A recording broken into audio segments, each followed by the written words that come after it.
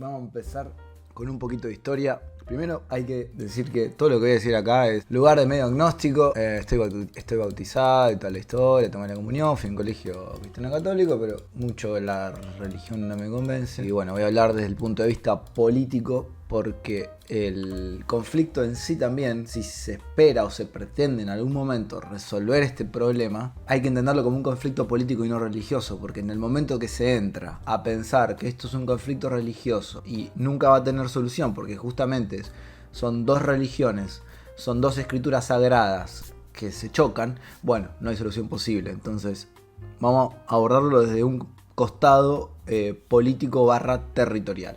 Primero hay que decir que el pueblo judío viene siendo expulsado y perseguido de todos los lugares en donde se ha asentado desde la época de los faraones en Egipto, pasando por el Imperio Romano. Estamos hablando de prácticamente siglo I a.C. a siglo I después de Cristo, ¿no? El momento en el que el Imperio Romano llega ahí a Medio Oriente y expulsa al pueblo judío de las tierras que ellos consideran sagradas. Por eso se empiezan a producir estos fenómenos que se llaman diáspora. Tier 1, un pueblo perseguido, exactamente, exactamente. Acá estamos hablando de que no es cuento, no es verso, de que el antisemitismo existe y el antisemitismo es peligroso y sigue en la actualidad, y con eso acá no jodemos. Entonces, ¿qué pasa? Se empiezan a producir estos procesos de diáspora, que lo que significan es como el pueblo judío yéndose de estas tierras que ellos consideran las tierras sagradas, ¿no?, a diferentes lugares del mundo. Se producen varias diásporas en varios momentos de la historia de la humanidad. Por eso acá en Argentina, particularmente, el pueblo judío argentino que vive acá se suele decir como que diferenciamos entre rusos o turcos, ¿no? Los rusos serían los askenazí y los turcos serían los sefaradí. Paréntesis, está el chistecito entre los paisanos argentinos de que los sefaradíes se dedican, o sea, los turcos se dedican más a la actividad comercial y los rusos, los askenazí, se dedican más a la actividad académica, a la investigación científica, ¿no? Son como dos perfiles diferentes que surgen desde adentro de la comunidad judío-argentina. Dicho esto, vamos a viajar en el tiempo a lo que pasa después de la Segunda Guerra Mundial, que bueno, todo el mundo sabe lo que pasó en los campos de concentración, la política del nazismo, de exterminio del pueblo judío, el plan sistemático, el genocidio que se realizó, las atrocidades que se cometieron, todo eso ya lo sabemos. Una vez que termina la guerra, se reemplaza a la fallida Sociedad de Naciones, que hasta ese momento era el foro de países multilaterales, ¿no?, para hablar las cosas, como que fracasa. ¿Por qué fracasa? Porque justamente Sociedad de Naciones había surgido después de la Primera Guerra Mundial para evitar una guerra mundial. Al surgir la Segunda Guerra Mundial, la Sociedad de Naciones queda trunca y se crea las Naciones Unidas con un grupito de más o menos 30 y pico de países que votan.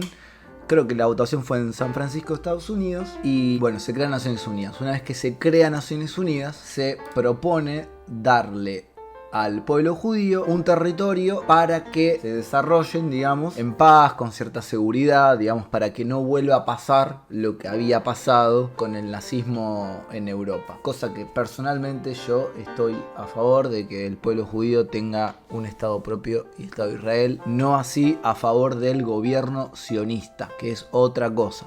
Vamos a llegar más adelante. Entonces, el plan de Naciones Unidas, esto está entre comillas porque bueno, es un link que supuestamente viene a desmentir este mapa, pero nos sirve igual porque bueno, es más o menos la forma esta. Y además están los años.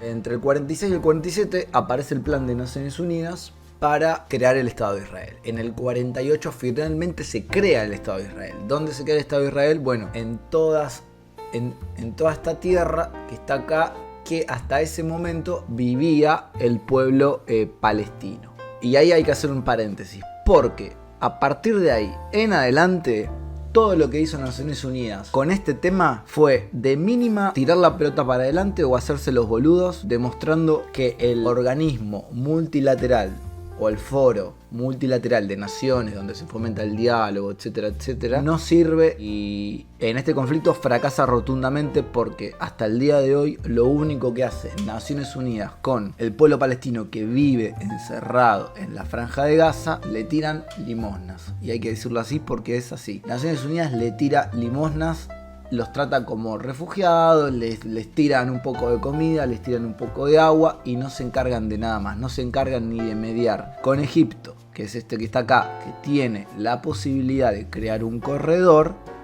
para, como estamos viendo ahora, que el gobierno de Israel les ha avisado a los palestinos que viven en la franja que se vayan de la Franja de Gaza porque van a ingresar. Acá, que es una superficie de, si no recuerdo mal, son más o menos 200 y pico de kilómetros cuadrados, realmente es un territorio realmente chico, viven un poco más de 2 millones de personas, de los cuales la mitad son niños y muchos no conocen nada fuera de la Franja de Gaza, porque todo esto se fue cercando, ¿no?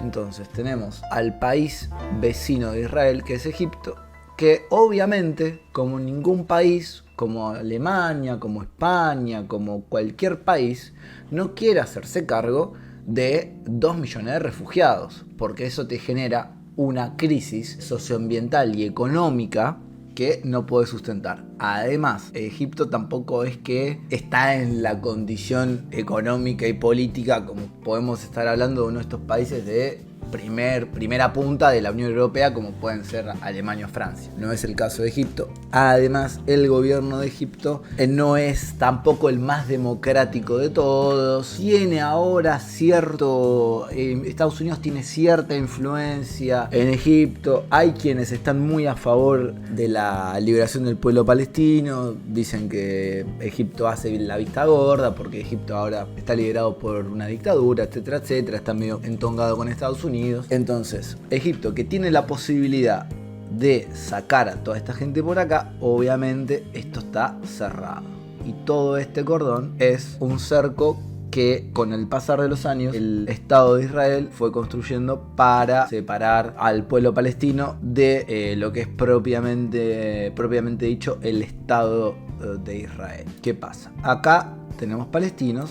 Y acá, en esta zona que está al oeste del Mar Muerto, toda esta zona de acá, supongamos que estoy haciendo así, ¿no? Es una zona que se llama West Bank. Acá también viven palestinos. Esta es la famosa zona que se llama Cisjordania, en la que también está incluida Jerusalén. O sea, toda esta parte de acá que rodea el Mar Muerto, digamos, desde acá hasta acá, todo esto es Cisjordania. Está dentro del Estado de Israel, porque lo que se llama Cisjordania es un territorio, digamos, pero es, en términos legales, es el Estado de Israel. ¿Qué pasa?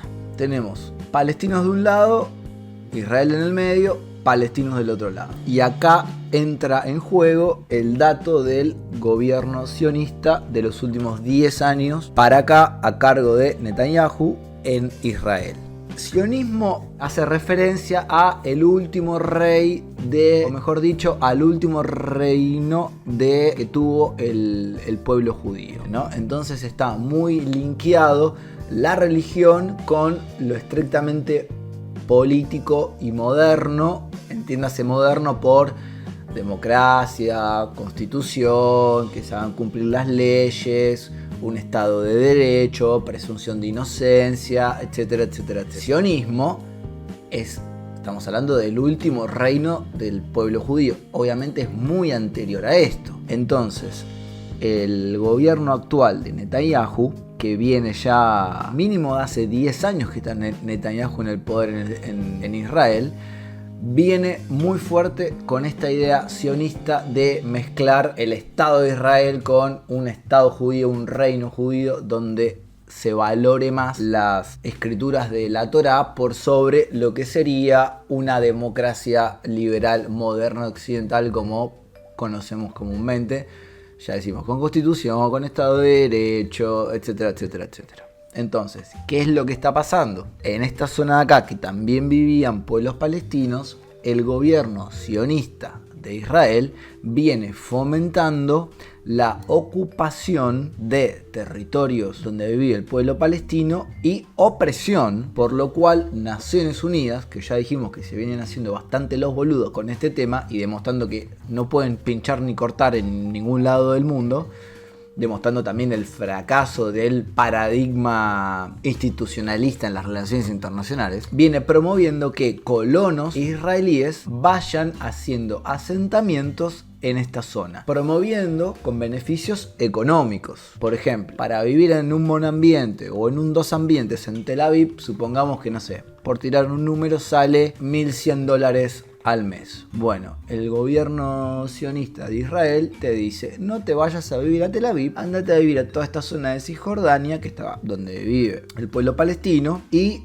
te damos una casa, 3-4 ambientes con patio, con parrilla, en un kibutz, en un complejo con seguridad, etcétera, etcétera. La seguridad que provee el ejército israelí, que supuestamente es uno de los ejércitos más preparados. En términos económicos, hay data que avale eso, porque lo que paga en impuestos cada ciudadano israelí al Estado de Israel al año es $2.500. Eso va, entre otras cosas, en gran medida al ejército israelí. Más la ayuda militar que le da todos los años Estados Unidos, yo diría mínimo de la guerra de Yom Kippur, que vamos a hablar ahora, la guerra de los 7 días, a principios de la década del 70, que también se conoció como la guerra que hizo explotar el precio del petróleo, donde ahí también se impone el patrón dólar como moneda de cambio internacional. Ustedes fíjense en cómo empezamos a linkear todo y vamos viendo cómo llegamos a la actualidad del sistema internacional como lo conocemos hoy por hoy, donde el dólar es la moneda de cambio, donde Estados Unidos financia a sus amigos, bla bla bla bla bla bla bla. Todo viene de algún lado. Entonces, el gobierno sionista le propone a los colonos israelíes que vayan ocupando esto y van generando asentamientos que lo que hace es expulsar a los palestinos de estas tierras. Entonces, los palestinos cada vez son menos viviendo acá. Damasco, esto es Siria. Beirut, esto es el Líbano. Sí, exactamente, estamos bien, no estamos tan oxidados, no estamos tan oxidados. Hace bastante que no hablamos, que no estamos metidos en el tema, pero sé que alguna cosa queda. Amán, claro, Jordania. Ahí está, vieron, Cisjordania. Había que meter el mapito un poquito para atrás. Bueno, ya tenemos bien claro dónde están las dos poblaciones palestinas, que una está en la Franja de Gaza y la otra está en Cisjordania. ¿Y qué pasa? Acá en Cisjordania vamos a ser buenos y vamos a decir que la Organización por la Liberación de Palestina, o sea, la conocida por las siglas OLP, supongamos que la OLP ahí tiene un poco de peso para controlar a la población palestina. Pero ¿qué es lo que pasa? Acá hay que entender algo. Palestina no es un estado reconocido por Naciones Unidas. Entonces, eso le impide muchísimas cosas básicas que provee un estado, como cuál. Bueno, la seguridad interna o el control y la seguridad interna de tu población civil. Digamos, que un tipo no vaya y mate al otro porque vos tenés el poder judicial, el poder legislativo y el poder ejecutivo para hacer cumplir las leyes y que la gente viva más o menos de una forma moderna, de una civilización moderna. Palestina no tiene eso, se le ha negado eso. O sea, cuando se le da el territorio este a Israel, no se le da un territorio a Palestina para que Palestina también sea un estado. Por eso es que siempre que se habla de solución de este conflicto, se habla de que la única solución es una solución de dos estados. Y ahí sí empieza a picar un poquito el tema religioso, porque la vez que se llegó a estar más cerca de un acuerdo fue con Clinton. Imagínense ustedes el tiempo que pasó en las negociaciones de Camp David del año 2000 entre Arafat y el primer ministro de ese momento israelí, que era, se me fue el nombre, pero bueno, en ese momento el primer ministro israelí le ofrece a Arafat, que era el encargado, digamos, de negociar por la OLP. Hasta ese momento, hasta el 2000, la OLP era fuerte. O sea, la OLP, que dijimos que es la organización no legal, porque Palestina no es un estado, pero que se encarga de las necesidades o las demandas que puede tener cualquier tipo de pueblo, sociedad o civilización que viven en comunidad, hasta ese momento, en el 2000, la OLP, digamos que funcionaba, vamos a poner funcionaba. Bueno, el Estado de Israel en ese momento, en las negociaciones del 2000 de Camp David, le ofrece una oferta en términos territoriales muy sustanciosa. Estamos hablando de 90 y pico % de territorios que le iban a dar a Palestina, o sea, era el 100% de la Franja de Gaza, era el 90 y pico % de Cisjordania, no sé qué, Pero lo único que no le ofrece el primer ministro israelí en ese momento a Arafat es la Aqsa. La Aqsa es uno de los lugares más sagrados para el pueblo musulmán, que está en Jerusalén, porque Jerusalén tiene la particularidad de que es tierra santa para las 3 religiones monoteístas: el cristianismo, el islam y el judaísmo. Entonces Arafat lo que dice es: yo no puedo aceptar esta propuesta, por más que en términos de territorio sea muy sustancial. ¿Por qué? Porque yo vuelvo mañana a Palestina y me matan, porque yo estoy regalando el tercer lugar más sagrado para los musulmanes. O sea, tengamos en cuenta que los primeros 2 están en Arabia Saudita, uno es la Meca. Bueno, el tercero está acá en Jerusalén. Lo que dice Arafat es: yo no puedo aceptar esto porque me estás dando todo menos el tercer lugar más sagrado para los musulmanes. O sea, en esa propuesta el Estado de Israel se quedaba con el derecho de que los musulmanes no puedan entrar a la mezquita sagrada de Aqsa. Entonces, esa fue la vez que más cerca se estuvo en la presidencia de Clinton de llegar a un acuerdo. Y es importante el tema de Clinton y siempre la voluntad de Estados Unidos para resolver el conflicto, porque vos necesitas a un tercero, a un actor tercero, que por más que obviamente los palestinos y todo el mundo que sabe un poco de política internacional sabe que Estados Unidos financia a las Fuerzas Armadas israelíes todos los años, les mandan no sé cuántos miles de millones de dólares, pero digamos tiene el peso, porque es el poder hegemónico del sistema internacional actual, tiene el peso para fomentar un diálogo, una negociación, y en algún momento, digamos, tratar de un poco inclinar un poco la balanza para resolver esto, cosa que no tienen ni Rusia, ni China, ni supongamos Inglaterra, por mencionar a un cuarto que tiene más que ver con Occidente que con Oriente. ¿Por qué? Porque ni China ni Rusia, digamos, tienen el aval del Estado de Israel para ser el mediador en estas negociaciones. En cambio, Estados Unidos sí lo tiene del lado de Palestina, porque los palestinos dicen: bueno, Estados Unidos es el hegemón, o sea, si viene a hablar, vamos a darle bola, a ver qué nos ofrecen. Es la única posibilidad, y es que Estados Unidos esté mediando este conflicto. Y ahora vamos a ir al mapita de, West Bank, es lo que estábamos hablando antes. ¿Ves? Está Jerusalén en el medio, y todo esto que sería pueblo, o sea, territorio palestino. Ves que acá está Israel, la Franja de Gaza. Todo esto que sería pueblo, territorio palestino, que lo que se conoce comúnmente como Cisjordania, está cada vez más avanzando los colonos judíos con asentamientos promovidos por el gobierno sionista del Estado de Israel, con Netanyahu a la cabeza. Este es el avance y la pérdida de tierras del pueblo palestino desde que se crea el Estado de Israel en adelante. En el 67 lo que sucede es que se produce la guerra de Yom Kippur, en el cual países árabes atacan en la festividad de Yom Kippur, casi agarrando por sorpresa. Digamos, Yom Kippur es una festividad de ayuno, una de las festividades más importantes, o la más importante del pueblo judío. Entonces agarran por sorpresa. Israel se defiende muy bien, o sea, en principio pierde territorio porque es como una especie de golpe sorpresa que le dan los países árabes, pero recupera territorios y termina hasta ganando territorio. Y acá hay algo que, como acá vivimos en Argentina, no podemos no mencionar, que es que cuando un país gana algo con la sangre de sus soldados, es muy difícil que te lo devuelva en una mesa de negociación. O sea, lo que se gana en un campo de batalla con la sangre y la bandera, es muy difícil que se negocie un sábado a la noche en un piso en París tomando una ginebra entre embajadores, entre diplomáticos. Es muy difícil que pase eso. Estoy hablando obviamente del caso de los ingleses con Malvinas, ¿no? Es muy difícil que los ingleses nos den Malvinas negociando, porque ellos vinieron acá y las recuperaron con sangre y lucha. Bueno, entonces ese es el mapa. Después de la guerra de Yom Kippur. Esto va a 2005. Hasta el día de hoy esto todavía avanzó mucho más, porque esto prácticamente ya casi no está. La franja de Gaza sigue así, pero mucho más cercada.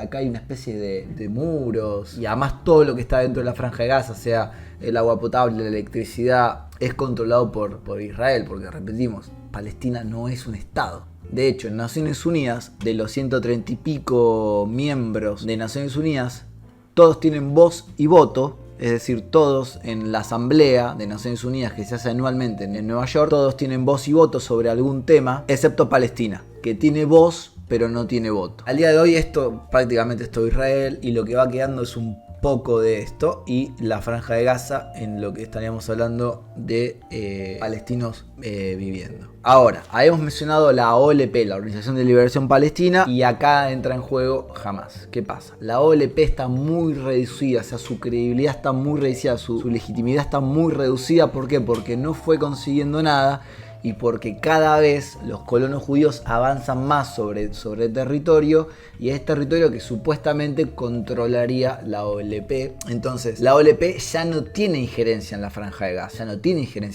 Gaza, como en la época que dijimos recién de Clinton en los 2000 con Arafat. Las últimas negociaciones que parecía que podían andar. Fíjense, ya pasaron casi 24 años. Entonces, ¿qué es lo que pasa acá? Lo peor que puede pasar, a mí me gusta decir que es la última de las pestes de las ciencias sociales, que es el vacío de poder. O sea, si vos acá tenés una población que se reconoce como comunidad, que se reconoce como una entidad sola, que hablan el mismo idioma, tienen los mismos valores, pero no es un estado, o sea que no tiene elecciones, no puede elegir a sus gobernantes, no puede elegir sus políticas, no puede elegir sus leyes, no tiene policía que los cuide. ¿Qué es lo que pasa? Se genera el vacío de poder, que es la última peste de las ciencias sociales. Entonces, en el vacío de poder es cuando surge el grupo terrorista Hamas, que se hace cargo de todo lo que pasa dentro de la franja de Gaza, cuando el ejército israelí está medio que mirando para el otro lado. Hamas dentro de la franja de Gaza, como esto está muy monitoreado, imagínense ustedes, año 2000, casi 2024, por satélites, por inteligencia, etcétera, y por el mismo ejército israelí que está cercando todo este territorio, lo que hace el Hamas es se moviliza a través del territorio por medio de túneles de 10-15 metros bajo tierra. Y obviamente, como hay un vacío de poder y ellos tienen las armas porque son un grupo terrorista, obviamente cualquier cosa que pueda entrar acá, sea un juguete, sea una medicina, sea lo que sea, los del Hamas cobran impuestos. Eso es lo que pasa cuando hay vacío de poder, cuando no tenés un estado. Por eso la única solución para este conflicto es la de dos estados. Hacemos una pausita para leer el chat. Acá el resurgido Godínez dice: profe, le hago una consulta. Hamas es Palestina, saludos desde Quito. Godínez, me alegro que estés ahí en Quito. Me comentan que anda muy bien la dolarización allá. Acá parece que se viene, así que cualquier cosa nos estás contando. Me gusta mucho tu pregunta, es una muy buena pregunta, justo lo que estábamos hablando. Es decir, el Hamas está en la franja de Gaza y la OLP, que ya casi es inexistente en términos de legitimidad política y representatividad para el pueblo palestino, está acá. O sea, esto de acá abajo ya casi no mucho palestino. Entonces, ¿qué es lo que está pasando? Está pasando que el gobierno sionista de Netanyahu está haciendo ocupación y opresión en estos territorios, y ni hablar acá cuando los cercan, cuando les cortan el agua, cuando les cortan la luz, cuando etcétera. Eso genera una reacción, y la reacción viene como la OLP no tiene ningún tipo de legitimidad, viene desafortunadamente, por las acciones terroristas que vimos el sábado pasado, esos atentados terroristas y eso. ¿Qué porcentaje de Hamas representa a Palestina? A ver, Hamas es un grupo terrorista. ¿Qué porcentaje de Al Qaeda representaba Afganistán? ¿Me entendés? O sea, es lo mismo. Yo quiero creer que cero. Que Hamas es un grupo terrorista, antisemita, que quiere la destrucción del Estado de Israel y que no representa a los intereses de la liberación de Palestina. Porque hay un dato muy curioso y es que nunca hasta el sábado 7, que fueron los atentados, Arabia Saudita, que es uno de los, por no decir el peso más pesado de los países de la Liga Árabe, estuvo muy cerca de reconocer a Israel como Estado. Las negociaciones nunca habían estado tan avanzadas y justo ataca al Hamas. Entonces el Hamas también un poco se aprovecha de las situaciones para actuar cuando tiene que actuar, y a los estados árabes de la Liga Árabe que están rodeando Israel, pues hasta Egipto, acá está Arabia Saudita, hasta acá el Líbano, Siria, Irak, por acá está Irán, digamos, está rodeado de países árabes. Muchos de estos, como por ejemplo Irán, o Siria, o Líbano, son fuertemente antisemitas. Entonces, la postura de Israel de tener unas fuerzas armadas importantes es lógica, porque tiene derecho a la defensa. Y además, cuando vos tenés un ejército fuerte, eso funciona de forma disuasiva, porque no cualquiera viene y se te mete, porque instantáneamente repelés el ataque. Vamos a seguir leyendo el chat. Profe, ¿qué escenario ve potable para la finalización del conflicto? Tiene 2 o 3 más finales posibles. Saludos. La finalización del conflicto o termina muy mal, o quizás yo no voy a ver nunca la finalización del conflicto, porque como te dije, bueno, yo creo que el gobierno de Netanyahu, acá hay una clave. El gobierno sionista de Netanyahu venía siendo votado, o sea, venía ganando elecciones con la premisa que tienen todos los gobiernos así fuertes de ultraderecha, de es que yo te proveo seguridad. Vos quizás vas a tener que mirar hacia otro lado en algunas cuestiones, pero conmigo vas a estar seguro. Bueno, ahora con lo que pasó el sábado 7 de octubre, la figura de Netanyahu como proveedor de seguridad para todo el Estado de Israel quedó muy debilitada. La gente realmente está preguntando dónde estaba el ejército, por qué tardó 8 horas en llegar, cómo no la vieron, etcétera, etcétera, etcétera. Y yo creo que en las próximas elecciones la ultraderecha en Israel no creo que gane. Y si no gana la ultraderecha, quizás llega una posición más medida, y hay que ver cómo sigue esto, porque esto lamentablemente no está ni cerca de terminar, porque hoy acaban de destruir un hospital en la Franja de Gaza que obviamente estaba a tope, porque imagínense un hospital acá atendiendo desde hace 10 días, atendiendo civiles heridos o tratando de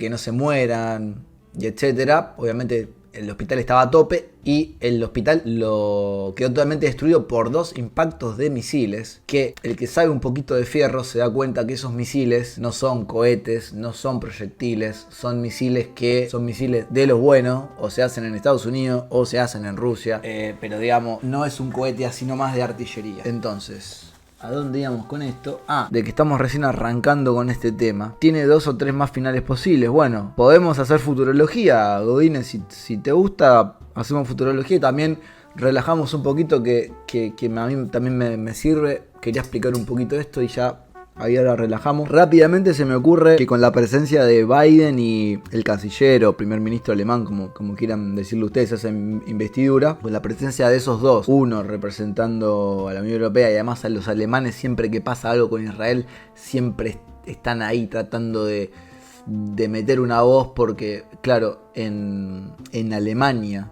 ustedes recuerden que negar el holocausto y todo eso se pena con prisión, y es una pena muy fuerte. Entonces, en estos temas, siempre que pasa algo, Alemania tiene que estar ahí revalidando de que no se puede fomentar el antisemitismo, no se puede atacar al pueblo judío, etcétera, etcétera.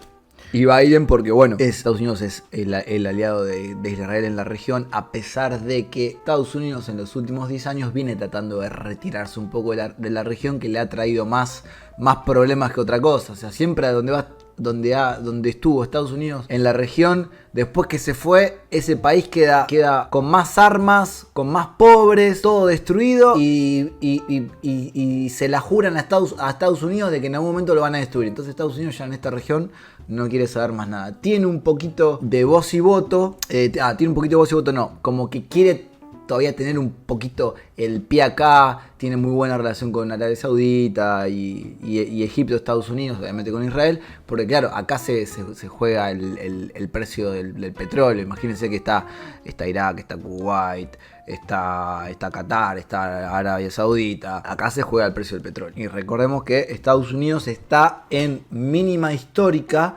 de reserva de barriles de petróleo en días. La semana pasada estaba en 17 días, o sea, le quedaban 17 días de reserva de barriles de petróleo a Estados Unidos. O sea, es la mínima histórica, siempre está en un promedio de 33. Así que yo diría que un escenario posible es que con la presencia de esos dos líderes occidentales un poco se calme, tengo la esperanza. Un segundo escenario posible, que sería el contrario, es que esto escale muchísimo, que el Hezbollah, que es el brazo armado y terrorista del Líbano, y que es un Hamas, te diría que un Hamas por 10.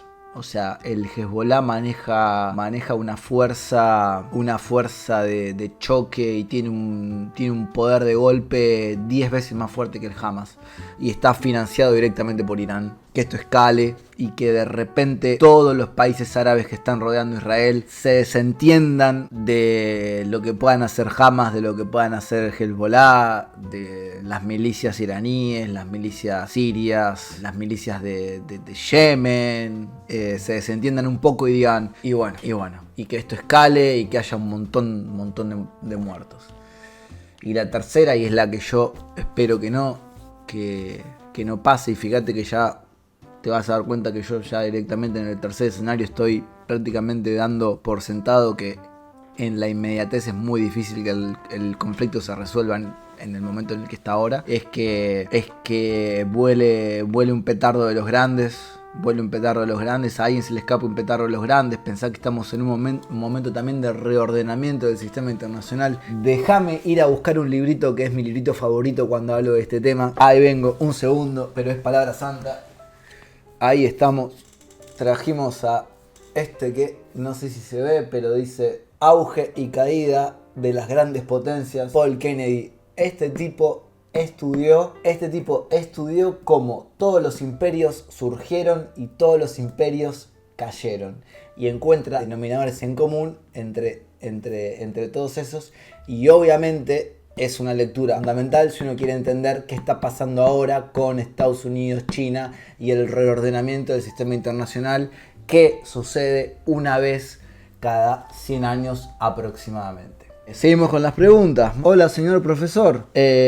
Mañana la llegada de Biden, ¿qué consecuencias puede tener el conflicto? Gracias, lo veo con mi familia de Bangkok. Un saludo grande allá en Bangkok. Me dijeron que es una ciudad muy hermosa. Tengo un amigo acá en Urquiza que fue hace poco y me dijo que se come muy bien en Bangkok. Se come pescado muy bien en Bangkok. Se come sardinas muy bien en Bangkok.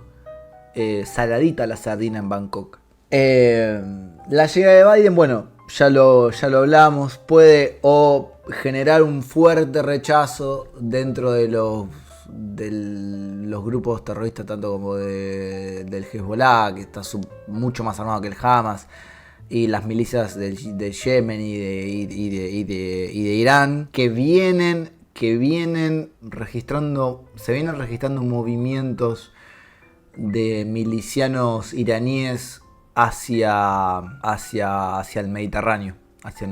Así que bueno, puede llegar o a estabilizar, porque a ver, no es joda que el presidente de Estados Unidos está ahí. Por un lado se calma, digamos, es un coin flip, como se dice en el LOL, que Biden llegue ahí es un coin flip. Cuándo va a llegar y cuánto va a estar, lo sabremos cuando ya se haya ido, porque esa data no la vamos a saber nosotros, ni yo acá en Buenos Aires, ni vos en Bangkok comiendo sardina de la buena, de la mejor en Bangkok. Chobat Army, recomendado este libro, Chobat Army. Sí, es un libro que, es un libro pesado, es una lectura académica. Mira, es un aporte a las a las ciencias sociales, al estudio de las relaciones internacionales, recomendarte lo recomiendo, pero no es una lectura para distender. Es una muy buena lectura. Suponete que te vas de vacaciones, no sé, a la playa de 10 días. Pasa que también es un libro pesado y la letra es chica. Pensá que esta es la editorial de Random House, la de bolsillo, ¿viste? Que trata de hacer los libros más compactos. Pero claro, fíjate lo que es. Son 1000 páginas. Y bueno, creo que un poco con esto estaríamos. Creo que no me quedó nada en el tintero de lo que sería Israel. Espero que se haya entendido, sobre todo cómo están... Lo que más me interesaba era que entiendan un poco cómo están distribuidos las poblaciones palestinas en la Franja de Gaza y en Cisjordania. Y bueno, si no hay más preguntas, mirá ese tweet. ¿Quieren que miremos Twitter? Miramos Twitter. 16 de octubre, hace un minuto. Israel Gaza. Estados Unidos es responsable del ataque a un hospital de Gaza que mató a cientos de palestinos, dice el líder palestino Hamas, en un discurso televisado, destacando que Washington le dio a Israel la cobertura para su agresión. Bueno, ahí surge otro tema, que es cómo la imagen de Estados Unidos en el mundo, otra vez volvemos a lo que sería nuestro santo evangelio, nuestras santas escrituras, para cada vez que hablamos de algo de política exterior en este canal, que es Paul Kennedy, auge y caída de las grandes potencias, año casi 2024, Estados Unidos peleándole, disputándole el liderazgo internacional y el status quo del sistema internacional a los chinos todo el tiempo, en todos lados, como lo hace un león viejo que ya no puede pelear quizás con los leones más jóvenes. Los leones jóvenes todavía lo respetan o no tienen la intención de atacar o matar o desterrar de su territorio al león viejo, y el león viejo apenas le pasan por al lado, ¿qué hace? ¡Fum! Les tira a matar, porque sabe el león viejo que no va a tener dos chances. Entonces, hay un deterioro de la imagen positiva de Estados Unidos estos últimos años a nivel global. O sea, hoy por hoy Estados Unidos ya no es buena palabra, los buenos muchachos, los buenos tipos que eran quizás después de la caída del muro de Berlín, después de la disolución de la Unión Soviética, después de los atentados del 11 de septiembre, digamos, Estados Unidos ha perdido mucha credibilidad. Entonces, eso se transfiere directamente a sus medios de comunicación. Y el Estado de Israel siempre ha estado un poco agarrado a ese paraguas protector mediático de los Estados Unidos. Y hoy por hoy, sí, yo creo, esta es mi opinión, si Netanyahu no ha dado la orden de entrar en Gaza con los tanques y con los 500.000 soldados, yo creo que es porque se están dando cuenta de que hay muchas más marchas a favor de Palestina en el mundo como no hubo nunca, y que hay un mayor conocimiento también, porque hoy hay más redes sociales. Hoy ya no es tanto voy a leer este diario, voy a leer el otro, ya no es CNN o BBC o Al Jazeera, no, ahora hay formas de informarse, hay canales personales, hay youtubers, bueno, estoy yo acá haciendo esto, tratando de informar de una forma para acá, para los chicos que están en el chat, que les agradezco mucho que estén dando la view, estén apoyando el canal. Quizás gente que no tiene la más puta idea de qué es Jordania, qué es Cisjordania, qué es la Franja de Gaza, qué es el Estado de Israel, qué es el sionismo, etcétera, etcétera, etcétera. Estamos haciendo un pantallazo para que también la gente piense después por ellos mismos lo que a ellos les parece y tengan su opinión. Eso también está pasando. Estados Unidos ha perdido mucha credibilidad en los últimos años y le afecta a Israel porque siempre ha estado bajo ese paraguas mediático. Estados Unidos es responsable del ataque a un hospital de Gaza que mató, esto lo vamos a leer, el rey de Jordania dice que lo ocurrió en el hospital de Gaza es una masacre y un crimen de guerra, es lo que venimos hablando. O sea, los países árabes que rodean a Israel se le pueden dar vuelta se le pueden dar vueltas si esto sigue pasando. Porque los musulmanes, creo, si no estoy entendiendo mal, hay un juramento que hacen los musulmanes que es una especie de como que terminan mancomunados todos los musulmanes del mundo. Hay como una especie de solidaridad musulmana frente a lo que le pasa a un musulmán o a un pueblo musulmán del otro lado. A pesar de que, como dijimos al principio del stream, el pueblo palestino fue tratado como musulmanes o árabes de segunda durante mucho tiempo. Primero por Naciones Unidas. Después por el Estado de Israel y Egipto, que respectivamente, o con la lógica de ocupación y opresión, o mirando hacia el otro lado, con el corredor que podrían proveer acá los egipcios, que nunca lo hicieron porque no se quieren hacer cargo de todos los refugiados. Y tercero, de los otros países árabes que, como ellos están bien, digamos, dicen, bueno, que los palestinos se la arreglen como puedan hasta este conflicto. Este conflicto yo creo que es un quiebre para la región, porque los países árabes realmente no van a dejar que Netanyahu entre con los tanques y con 400.000 soldados a la franja de Gaza, donde viven más de 2 millones de civiles y la mitad son niños. Bueno, dejamos leer un poco de tweets. Bueno, un poco más de lo mismo. Gente, muchas gracias a todos los que están viendo. Bueno, le metimos casi una hora. Espero que les haya gustado. En el título puse que soy licenciado en Relaciones Internacionales. Tengo también un estudio de posgrado en diversidad cultural. Y bueno, tengo una maestría en literatura que no aporta mucho al caso acá. Pero bueno, lo puse en el título para tratar de avalar de alguna forma. También di clases de teoría política, una materia de tercer año.